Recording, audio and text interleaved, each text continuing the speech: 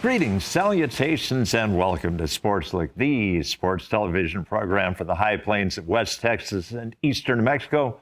I'm your host, Doc Elder, and in a week when the subject of bats dominated the sports world, we're going to talk to three individuals who swing bats, two of them from Greyhound baseball, Anthony Cortese and Cole Lancaster, one from Greyhound softball, Grace Rofii. I'll finish up with an overtime, but as always, I'll start out with an Eastern recap.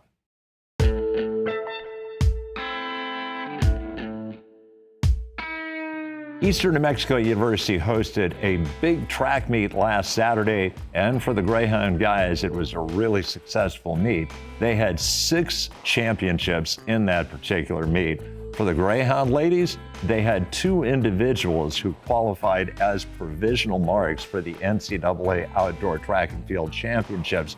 Kennedy Ulmer in 2 events and Grizel Scarlett in 1 event. Well, that has been your Eastern recap, so what we'll do is we'll record the set and we'll bring in Anthony Cortese and Cole Lancaster from Greyhound Baseball right now.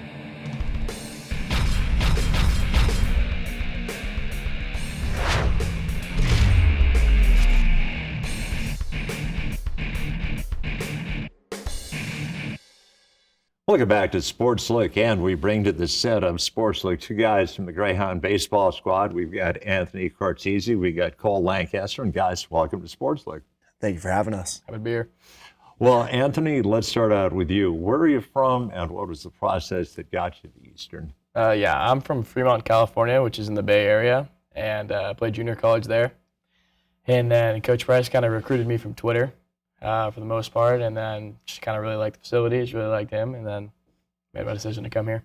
Very good. Well, Cole, let's ask you the same question. From Forney, Texas, just outside Dallas. Went to Frank Phillips College before this. So, I mean, it's already a pipeline school for Eastern. But my main connection was one of my teammates, Bo Preston.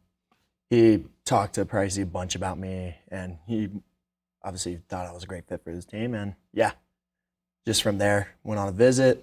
Loved the place, loved the atmosphere, loved just everything because it felt like family coming in. So, very good place for me. Very good. Anthony, was baseball your only sport growing up, or did you play other sports and just baseball was clearly your best? No, I played a bunch of sports growing up. I went to a small school in California, so I played basketball, baseball, ran for the track and field team, cross country, pretty much everything I could do. Wow. Yeah, but and then baseball was just kind of what I loved, so I kept doing it. Cole will ask you the same question. Mainly baseball. I played football a little bit in middle school, but then, tore meniscus in my knee and then broke my femur. So I was like, yeah, maybe just stick to baseball. Had a brighter future in baseball as well, so that made the decision a little easier. And a little safer. Yeah, exactly. Of course. Anthony, who were the big influences on you as a baseball player? I come from a really big family. All my brothers played baseball growing up. I had 4 brothers, and my other brother, Thomas, he played baseball in college too, and so I just kind of watched it all my life, so I just kind of wanted to keep doing it. And Cole, I'll ask you the question, who were the influences on you? Definitely my grandpa and my dad. My dad, he played JUCO ball. Coming out of high school, he was a touted prospect and looked at by big schools and getting looked at by professional programs, and he blew out his arm and decided to just stop playing. He lost passion for the game, and then 5 years later, he gained that passion back. So he just always tries to preach to me, just enjoy this time because you never know when it may be over. That is so true. Anthony, in terms of baseball, you played in high school, then you played at community college, and now you're playing D2. What adjustment did you have to make going from high school to JUCO, and what adjustment have you had to make coming here to Eastern? I would say the adjustment was more in school. It was a lot different, having to make my own schedules and things like that. My school was pretty small, so it was pretty easy to do. Going to those bigger things was a little bit harder to juggle. But, I would say the biggest adjustment was from high school to junior college was making sure I could get my classwork done along with baseball. And then coming out here was pretty smooth for me as well. It just kind of was easier. After the junior college, it gave me a good bridge for sure. Yep. Cole, how about you? What was the big adjustment for you? Going from high school to junior college, high school, I felt like I was the man. I put up great stats, everything. You go to college, and my dad kind of prepared me for it, and guys I knew, hey, college is different. And especially JUCO, you just have stuff you just can't explain anywhere else happening to you. I mean, you have elevation, you have ballparks everywhere you go, especially in the whack-jack, winds blowing 30 miles per hour out every game. So just being able to adjust to just any little like minor inconvenience and be ready for like being out to perform. That's the biggest. And coming JUCO D2, I mean, it's very similar atmosphere, it's very similar everything. So just trying to stay consistent with everything and keep doing what is right for me and what works with me. Anthony, we definitely have you guys on at the right time because you guys are currently on an 8-game winning streak. And what have you done as a team well during those 8 games? Honestly, we've done a lot of things pretty well. I think one of the biggest things is just playing as a team. We kind of come together a lot better recently. We've been swinging it well, we've been pitching well, and then when we don't swing it well, we pitch well. When we don't pitch well, we swing it well. It's kind of just that next man up mentality. I think we've kind of gotten really into that and just being really good teammates, and it's helped a lot.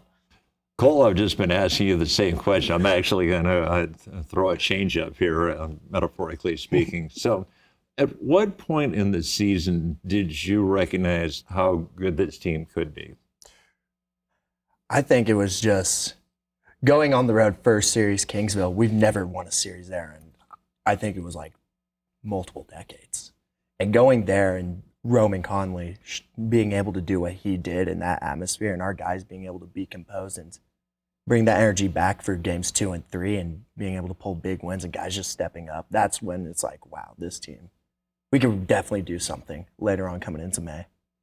And Cole, I'll actually stay with you. I think I know the answer to the question based on something you said earlier in the segment, but when you come to a school, there's always an adjustment period, and hopefully there's a guy on the team that kind of helps to show you the ropes. And I would imagine I know the answer, but who is the guy that really helped your adjustment?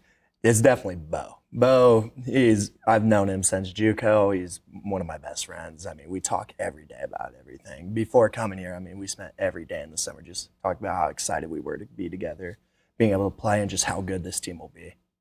And Anthony, I'll ask you that question. Who is the guy that's been particularly helpful for you? We have a system, we call it. We have someone Coach Price sets us up with beforehand, and mine was Josiah. He's been really helpful with me. Whatever I needed was just a text away, and he answered really quickly. I'd say JoJo was for sure that for me. In terms of the game of baseball, you come to college pretty much with a skill set, and coaches rarely do anything outside of prepare you mentally for what you're going to be facing. So what's the biggest imprint that Coach Price has given you that's helped you make the adjustment to D2? Or does he just pretty much leave you alone and say, okay, go ahead? No, he preaches consistency, and I think that's the biggest thing that's helpful is whether you go 4 or 4, prepare the same way, and just make sure you're ready for everything. Consistency was the big thing he imprints on us for sure. And Cole, how about you from a pitching standpoint? He gives guys freedom, which is a great thing because he lets guys grow on their own, figure stuff out on your own. And he gives a lot of freedom in having fun, enjoying what you do. If you're going to play and not have fun, I mean, come on. Have some fun, enjoy everything, and he's also with the consistency, jumping off what Anthony said. He preaches being consistent. Do what you do every game. Don't change who you are. Be who you are because that's what got you here. Anthony, you guys just recently swept Oklahoma Christian. Game 1 was a game where you fell behind, you tied it up, you got the hit to go up, and then you had to play really good defense. How tough is it being a DH, or do you really like being a DH? Definitely sometimes a little, I wouldn't say harder, but sometimes staying engaged. Just, when you're in the dugout, you go 4 at-bats in a game, you're out there for only 4 halves of the inning. But just the biggest thing is staying engaged with your teammates, staying on the field the whole time. I talk to the coaches, talk to my teammates the whole time. And if you do that, it's not hard at all. It's probably the easiest job on the field, honestly. And Cole, you got the prime assignment. You were the starting pitcher in the leadoff game. And what does it take mentally to know that you're going up against the best pitcher from the other squad, or is every game just the same? It's definitely it's something you think about, but honestly, just thinking about it's just someone else going against the mountain, and it's going an out at a time, inning at a time, giving your best stuff. Don't cruise, give your best stuff every single pitch. Don't rest. Give your best and just help your team be in the best position to win. That's the biggest thing on the mound. Anthony, when I have a guest on, I always like to personalize the individual. And so let's talk about you as a baseball fan. I think I know the answer to this question, but what's your major league team? Oh, definitely the San Francisco Giants for sure. Grew up pretty close to them, and we'd always go to games. So yeah, not even close. Got a favorite player? Growing up, it was always Buster Posey. At the current moment in time, weirdly enough, I actually really like Logan Webb. I think he's pretty dominant on the mound. I'll say him for now. There you go. And Cole, how about you? I thought I knew the answer, but I may not. What's your favorite major league team? My favorite team is the Angels. Grew up Southern California, Huntington Beach for life. Dad, grandpa, all were Angels fans growing up, raised in California. So, yeah. Guys, we talked about you in terms of being athletes. We've talked about a little bit where your tastes are in terms of professional baseball. Let's talk about you being students.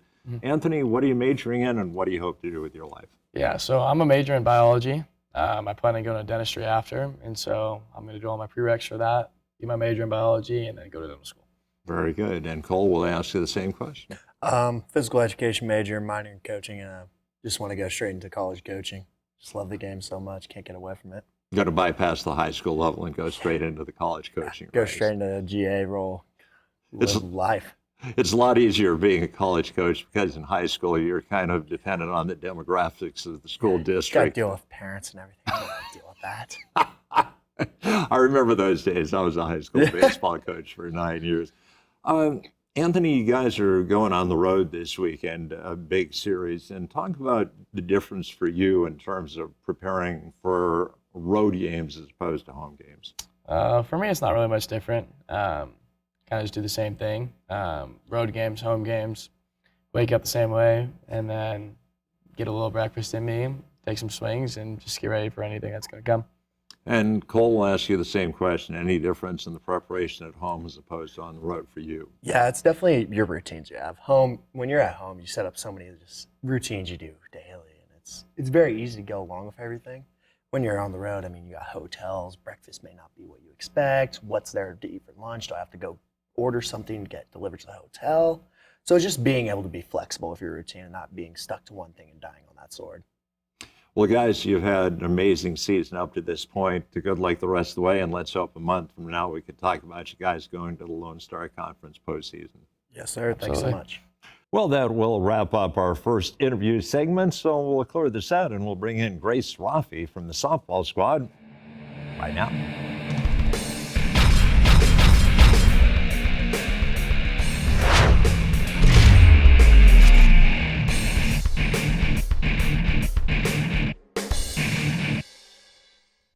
Welcome back to SportsLook, and we welcome back to the set a young lady who was one of our guests before, a young lady by the name of Grace Rofii. And Grace, welcome back to SportsLook. Thank you. Thanks for having me back. Well, Grace, for people that didn't get to see the episode you were on previously, tell the audience where you're from and the process that got you here to Eastern. Yeah, I'm from San Bruno, California, which is a little city just south of San Francisco, California. I went to junior college in the Bay Area back home and spent my first 2 years there and played softball. And then 2 years ago now, I came to Eastern. So was softball your only sport growing up, or did you play other sports and softball just eventually became the one you were best at? Yeah, I played a bunch of sports growing up. I played basketball, football, soccer, and softball. And then once I got to around high school age, softball was the one that stuck. And what about softball? What do you love about it? I just love the competitiveness, like honestly, the drive, just the quickness of it. It's very similar to baseball, but it's much faster sport for sure. But yeah, just the competitiveness of it, I love. In terms of you as a softball player, who were the big influences on you to help you become the player you did? I grew up with my sister playing softball, who's 3 years older than me. So she was always my biggest influence, always just kind of wanting to be just like her. She was just as vocal as I am on the field, and she was definitely my biggest influence. But like I grew up with the San Francisco Giants being in like their prime days. They won 3 championships when I was a kid, so that was also a huge factor. Absolutely. In terms of going from high school to junior college, what was the biggest adjustment you had to make as a player? I think the speed of the game. It's always been a fast sport for me, but I didn't realize how like intense it is once you get to college, and that was definitely the thing that took me the most like by shock almost. That I had to adjust going from high school ball or travel ball to playing in collegiate athletics. We are just a hop, skip, and a jump away from the city by the bay. So it had to be a pretty convincing sell on the part of Coach Fiefel. What was it about her approach that got you here? It was, yeah. Coach Amanda is definitely the one that sold me on coming here. Never expected that I'd be out here in New Mexico, but meeting Coach and just the care that she has about what she does and the drive that she has, and I could tell just by meeting her, the competitiveness was in her too, and that's what I've always loved about the game, and I immediately got that from her, just the passion that she has for what she does, and her girls and this sport in general sold me immediately. We just talked about your adjustment from high school to junior college. What was the big adjustment you had to make going from JUCO to D2? I think being away from home was probably the hardest thing. I had the luxury of living at home at my junior college. I got to be with my family. I never lived on my own before, and definitely coming out here, that was the biggest adjustment for sure. Well, at least you were a little older. You weren't 18 years old and having to adjust. So was it more of an adjustment academically or socially or just geographically? I think geographically for sure. The farthest west or east I had ever been before that was like Nevada. I'd never been in anything like this before, never been in the desert like this. But socially too, it's just very different climate of people than back home. Not that it's good or bad, just different. And so it was just learning that for sure. So I asked you this question before, but in case people didn't get to see the episode, when you got to Eastern, who was the player that really took you under her wing and helped to show you the ropes? Yeah, I definitely Kenzie Patterson. She was a big one, but I think all the seniors last year, we had 3, but they all they highlighted a different aspect of something that I wanted to strive to be differently. Like Kenzie was a veteran here, but Tegan Witzel, she was definitely that calm like leader, like not the outright like big loud person, but she always was doing the right thing and someone you wanted to follow. And then Ceci Jurado, our other senior, she was that vocal person for sure. She was big personality, big energy on the field, and I've always wanted to strive to be a person like that. And I was just going to ask you the question. So who are the vocal leaders on the team this year? Who are the lead by example? I think I'm one of the most vocal. I've been told that before. I'm definitely a vocal kid on the field, but our other senior Lainey, she's very vocal too, and Alondra, she's very vocal as well. I had a chance. I don't get a chance very often to do your games for the Flow College Network, but I got a chance to do 4 of your games, and there was never a play where you were just standing over by first base. You were always going over to the pitcher's mound. You were always encouraging your pitcher. So has that always been your style, or are you doing it more this year? I think it's always been my style for sure. I've just been that vocal kid ever since I was younger. It's always been the one thing I've had going for me. I've never been like the strongest, the biggest kid, the fastest kid, but I've always been the most vocal. And especially with our pitchers too, my second position is catching. So it helps to have multiple catchers on the field, being able to tell them like little critiques, little things that they notice. So my pitchers definitely, they appreciate it. I know they do. So I try to talk to them as much as possible. So as a first baseman, what's the most difficult play for you? I think the most difficult, the easy answer is like a pick, right? Like a ball in the dirt. Yeah. But I think I've worked on it so much, like it's almost second nature.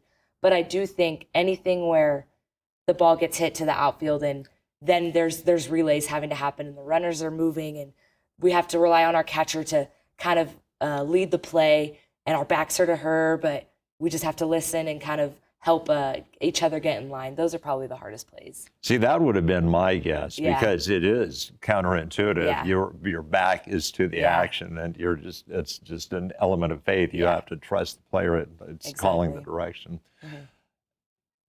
If you were another coach, like a coach from Midwestern, a coach from WT, what do you think the book is on you as a hitter? As a hitter, I think I think that one thing that a good and a bad thing I've been struggling with is my approach to the inside pitch or the outside pitch selection right now. I've been working on a lot. But I think that I've been hitting the ball up the middle really hard. Whether it works out, I'm safe, or their middle's made a play. I think that that probably just that middle ball for the pitcher to defend. I've been hitting that ball pretty well. So I think you just answered the question, but I'd like to ask players who play softball or baseball, in a perfect world when you could tell the pitcher, okay, throw me a pitch right here, what would you ask for? I think my best pitch right now is probably middle out. Like give me a curveball just on the outside of the plate. It changes though. Like last year, inside was my pitch for sure. It fluctuates and it's frustrating sometimes, but you just got to be able to adjust as it comes. Speaking of frustrating, I know the season has to have been frustrating because for 2 years, 1 year when you were there, the year before you got here, the Greyhounds qualified for the postseason, won first round.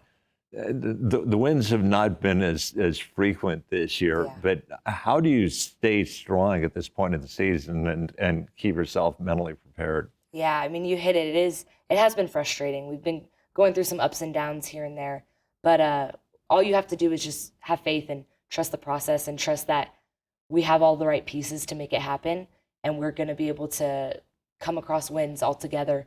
But we have to stay as a team, one unit. And that's something we've talked about a lot, working as one unit. Our pitching staff, our hitting, our defense, all aspects of the game, they have to be moving in the same direction. So the next stretch of games, the last 16 is what we have left. We need to get some wins across the board. And I think you already answered this question for me as well. But if you looked at Greyhound defense, you looked at Greyhound offense, you looked at Greyhound pitching, running the bases, whatever aspect of the game you want to think about, what aspect of the game do you think that your team has graded out the highest, and what aspect has been the one that's been lacking in the games you haven't won? I think our defense is probably what's driving us right now. In the beginning of the season, it was a little shakier, but we worked on it and we kind of tuned it up. And I think right now that's our leading factor. And since that has been our leading factor, our offense has just slipped, unfortunately. And we have all the right pieces, we have all the right hitters, but we've just been struggling to get runners across the board or leaving runners on base. That's something we need to do better about executing at the plate. Who has been the most pleasant surprise for you this year? The young lady that you thought might just get a few at random at bats, but has worked her way into the lineup? I think I knew she had it in her, but I think Miranda has just gone above and beyond. One of our starting pitchers. She's been a powerhouse. She's been amazing. She got LSC Pitcher of the Week a few weeks ago, and she's only a freshman. She's shy when you first meet her. She's kind of quiet, reserved, but then when she's on the mound, she can hold a game for herself for sure. So Grace, who have you gone out of your way this year to try to mentor? I think most of our freshmen. I try my best with all of them just to split up the time, but the first basemen that are with me every day in practice, Christina and Lex, they're the ones, all three of us are together all day, every day. So I'm trying to talk to them the most. I spend the most time with them because we play the same position, both of them being freshmen. So I think I've been with them the most this year. We've talked a lot about you as an athlete. Let's talk about you as a student. What are you majoring in, and what do you hope to do with your life? Yeah, I'm a communications major, but an emphasis in public relations. So it's changed throughout the years what I've wanted to do, but I'm hoping to focus in working in media and hopefully maybe advertisement for a sports team, maybe a college team, maybe a professional team. But the dream would be working in a women's professional team. That's the dream. And a particular sport, or just as long as it's a professional team?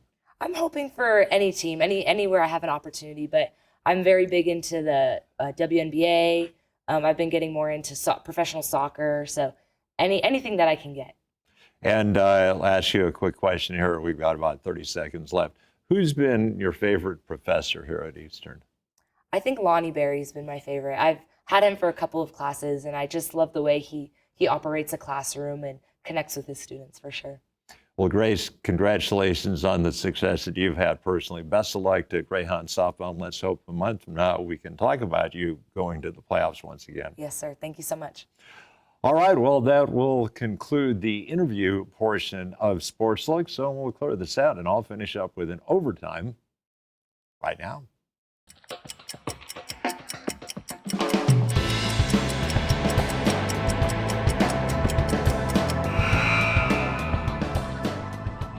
Years ago today, Greg Popovich, the legendary coach of the San Antonio Spurs, set a record that I do not think will ever be eclipsed.